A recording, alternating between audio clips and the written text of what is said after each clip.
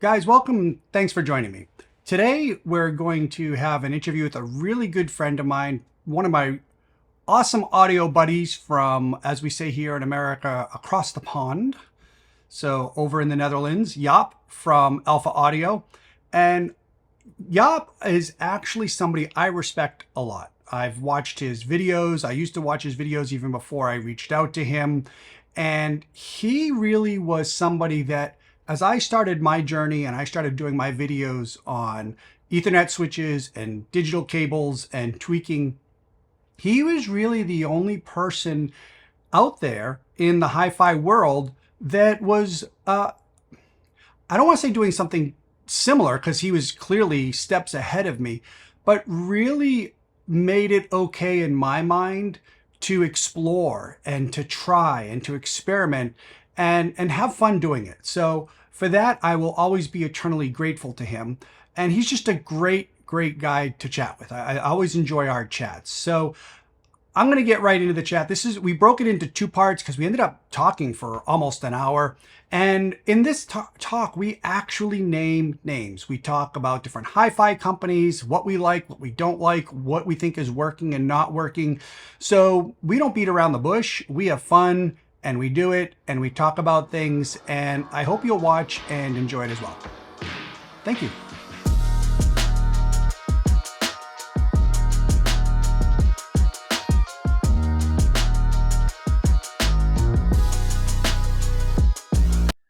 I mean, how long have you been into audio, actually?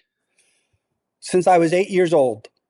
Aha, wow, yeah, that's a long So time. I remember, and by the way, guys, I've got my really good friend Jaap here on the video. I'm going to link to his site down below. Him and his site have been a huge inspiration to me on the fact that he not only talks about measurements, but he talks about the actual sound. And that he realizes that there's both worlds, and that at the end of the day, it's really about what you hear. And I think that's a really unique way of looking at it, yeah, believe it or not, even though it's true. Yeah, there a lot of people think that I only measure, but it's it's only half the story. And I do listen to a lot of equipment, actually. So, and my team keeps me on track because there are weeks and even sometimes months that I only WhatsApp measurements, that I'm discovering stuff, and they all say, "Yeah, you do know it's all about music." And I say, "Oh yeah, that's true." But I look at the other way around, and we talked about it during the interview about switches and network Hmm. stuff.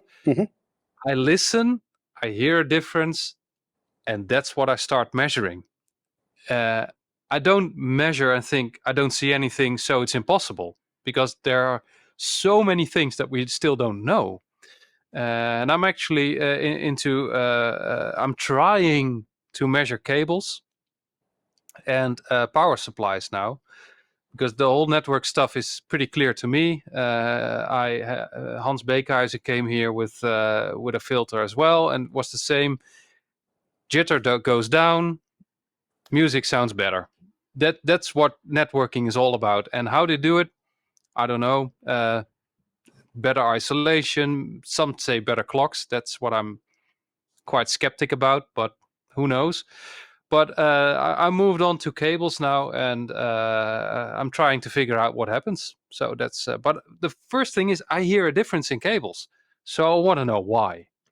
That's Yeah, and we're going to get into that in a minute because I have a cable I want to show you sitting right here to my left. But yeah, you had asked me, and then I cut you off because I hit the record button when I got into audio. And I'm curious to know how yeah, your journey was. I had started when I was 8 years old. My grandmother had bought me a record player that must have had a little amplifier built into it because it had two little speakers on either side, detachable speakers and I used to play ABBA records and Neil Diamond records and all that terrible music from the 70s yeah. is what I grew up listening to, and it's just from there it's evolved into stuff now that I never thought I would be at. How was your journey? I mean, how did you get started? Um, well, my parents always played music at home. There was always radio on or records playing, Dire Straits, ELO, stuff like that. My grandfather actually sang opera. Wow. Uh, yeah, he could really sing. When I've looked back, it's like, wow, he had a good voice. Um, I was always into Dire Straits and Sting and music like that. Even when I was 8 years old, I mean, I was a kid listening to grown-up music. I think I never actually played K3 or any stuff like that. I don't even know if it existed back then, but yeah, I was always into music, and I remember when I was, I think, about 10 or 12, maybe, that I built my first speaker with all little loudspeakers from clock Hmm. radios and stuff like that. It blew up, but it was a lot of fun. So, but when I got serious, I think it was around 18 when I first bought my real hi-fi system and got into serious business with big speakers and big Hmm. amplifiers. My first real amplifier was a Philips 900 series. Oh, wow. Yeah, yeah. Well, it's the Netherlands, so Yeah. you gotta have a Philips. But it was really good. And well, people that are watching this probably know the 900 series. It was I think, the last attempt of Philips to go into high end. Hmm. Uh, and I had a CD player, DCC recorder. Oh man, I love that thing. And the 920 amplifier or something like that. But I loved it.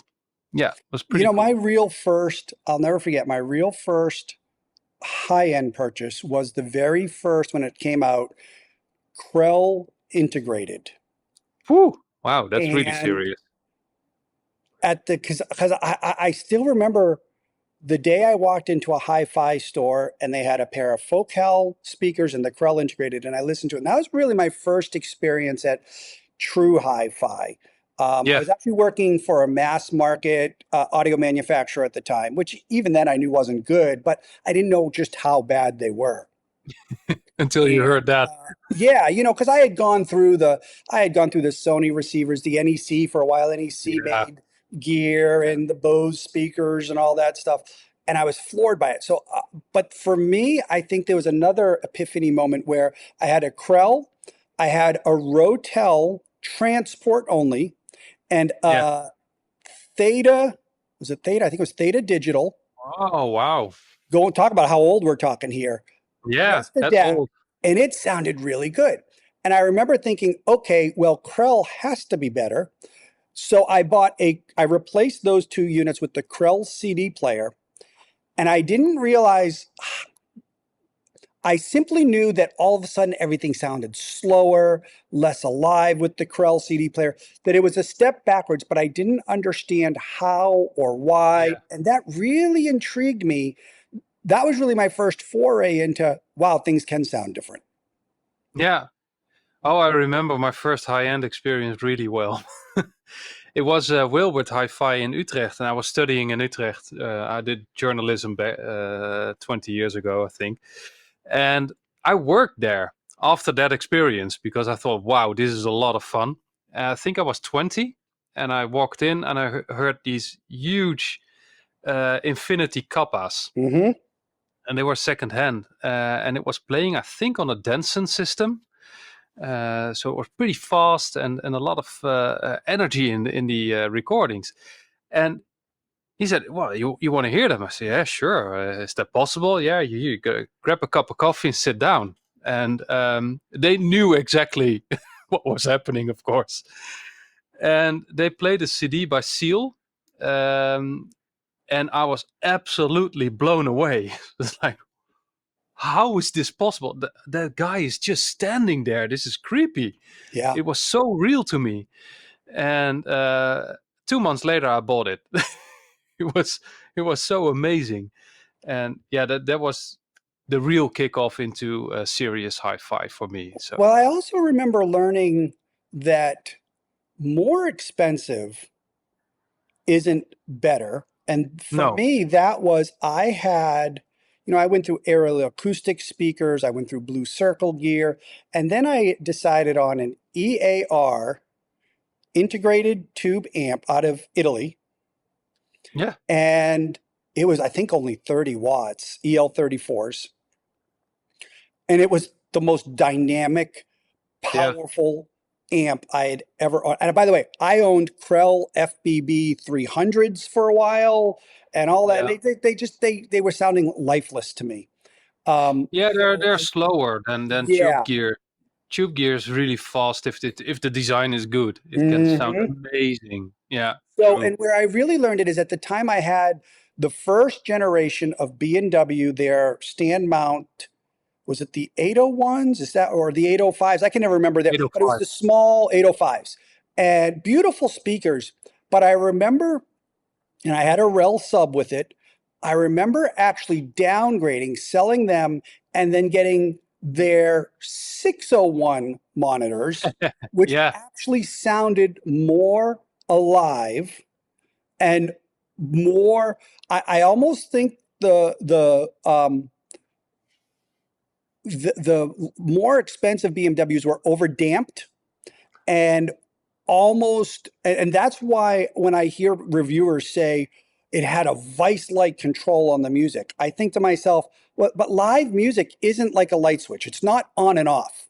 It's got the No. decays. It's got the gradual creeping up and down. And I think, again, at the time I didn't know how to articulate it, but I think that's the difference I was hearing between the 8 series and the 6 series, that because the 6 series was less damped, it sounded more natural to my ear. Yeah, you get more air and more acoustical information in the music. Yes. Maybe Yeah. that's what I really like about the TADs. They're still very calm, but you get this whole atmospheric acoustical information with it, and you have to drive them clean, of course. Hmm. That's the downside of going more and more high end. Um, and that was funny, actually. Now we're talking about the difference between cheap and good and expensive gear. A friend of mine has a studio. Jung Lee is one of my authors as well, and he had this old Tannoy Monitor Gold series. And Yeah. they Yeah. were Yeah. not cheap, but you can buy them for a reasonable amount of money now. Um, and we were driving them with this old Yamaha, the B1 or B, no, yeah, the B2 amp, and it's huge, it's heavy, but it's really fast. And I had this Bryston amp with me, and we all know that Brystons sound pretty dry. Hmm. They're very controlled, but don't expect a lot of air. That's And right. Oh, it's those um, Canadians. well, I do like Bryston. I played with a Bryston for a long time, but then I moved on. I thought I wanted something more fun. But they're very stable, good amplifiers. And Yes. we thought, you know what? Let's combine them with the Tannoys. And it was exactly what you described. It was like, yeah, there's a lot of grip and there's a lot of control and there's a lot of bass, but something is missing in this airiness. And the Yeah. Yamaha actually did that better. Yeah. Yes, less control. Yes, less resolution than the Bryston because it's newer and stuff like that. But there was, for me, the fun factor, and that's what I was going to. The whole fun factor of that system is amazing. And you can hear all stuff going wrong, and new gear has more resolution and has more information, but the fun of listening to music and getting into the music, it was amazing. And it was 40-year-old gear, not serviced at all, Yeah. nothing. It's incredible. Well, So and yeah, I you think it's funny you bring up Tannoy because I've really been following the what's been going on with Tannoy and then how they yeah. broke away and they started Fine Audio, and nobody has a clue what's going on No, with Tannoy. Tannoy no, won't tell you what's going on. I mean, no. as near as I can tell, it's being made somewhere in China, and I'm not belittling China, but what I'm saying is for the longest time they were known as being made in the United Kingdom. And Yeah. I think it would be a real shame, although I do believe Fine Audio has taken Tannoy and taken it to the next level. I still think it would be a real shame as an industry for us to lose an icon like Tannoy. Yeah, they're absolutely iconic. And it's the same with Teyak and Esoteric. Hmm. I mean, Teac was a brand, the VRDS the drive mechanisms were amazing, and everyone wanted one. And what happened to Teac? I mean, they're gone. Yeah. Yeah. I think and I hope that's not going to happen with Bowers and Wilkins, by the way, because it's not going well. It's interesting because I've noticed.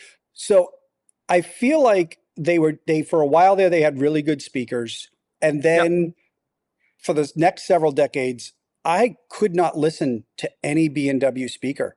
They all have this unnatural tizziness in the yeah, highs, and so now I see their latest version. I see them virtually every um, setup at every audio show is using them. They are the publicity push on them is huge. yeah. It's But huge, I don't know how especially many now. people are actually buying them, especially with the crazy prices. Yeah, the new 850 grand. Yeah. And look, 50 grand will get you a lot of other speakers that I would spend 50 grand on before BMW. And I'm not saying anything bad about BMW. Some people love them. That's great. I just think you can, to my personal tastes, get better. I did a lot. I did some research on pricing, Hmm. and it's impossible. So I stopped because you don't know what's changed in the gear or Yeah. inflation or whatever. So Yep. it's useless to compare prices 30 years ago to now. So, Right. but what's striking, most of the brands doubled, and that's quite correct with inflation correction Hmm. and stuff like Hmm. that. Hmm.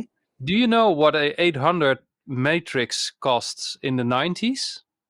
I don't. 8 I grand. guess $5,000.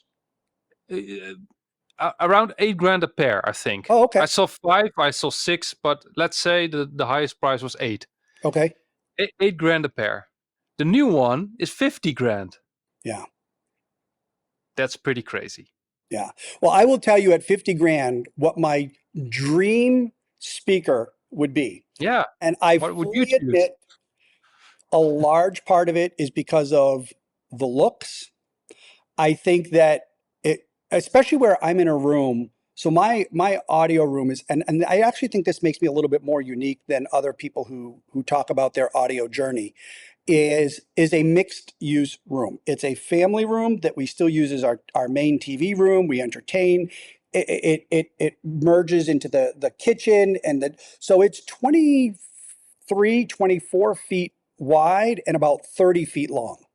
So my problem It's is I pretty need big. speakers that can really pressurize the room. And there are not Yeah. many speakers that can. And I'm going to tell you in a minute what I just did with my latest speakers. But my dream speakers that I think are about 50,000 US dollars is the new Fine Audio Classic 15-inch with the 15-inch driver. Yeah. And I just think they are the most beautiful looking speaker I've ever seen in my life. Yeah, the design of Fine Audio is not really my taste, but I do know they sound incredible. Yes. They Yeah. are Well, and they they've are got two very good. versions. You can do the F series, which is like the F700 series, and the F1 series, which is a completely different look than the Yeah. classic. The classic, yeah, Okay. the classic or vintage because they've got two different versions. I just love the retro look. I think retro audio is so cool. But what I ended up doing, and here's, you and I were talking about this before we started recording, Oh yeah.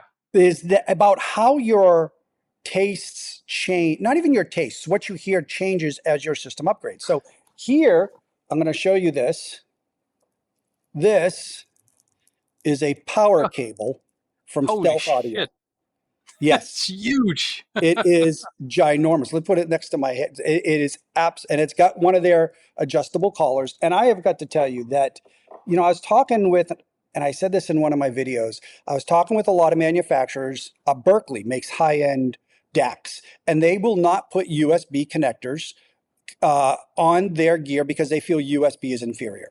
So Reversa out of Korea, they actually make filters and things like that to help clean that up. Well, Stealth I tried a couple of their different USB cables and Ethernet cables that all have that adjustable collar, which you adjust to your system to fight EMI interference. Yeah. Yeah. And I will tell you that the single most oh my God moment in the history of my system of 40 years was when I put in their Ethernet and I'm running Telegartner switches, Yeah. $8,000 switch. It's a beautiful switch. I'm Yeah, running their they're very optical good. bridge, which cleans it up, but I run an Ethernet,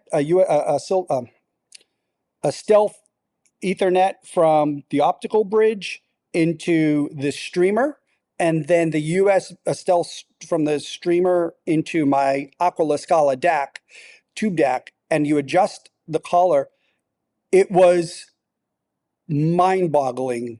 I was so speechless in the video I did, and I actually just played the recording of my notes because I was speechless. I was literally like, "This is the most amazing." And so I did their power cable, and where I'm going with this, Jaap, is that for a while I was running Klipsch La Scala speakers, which Yeah. I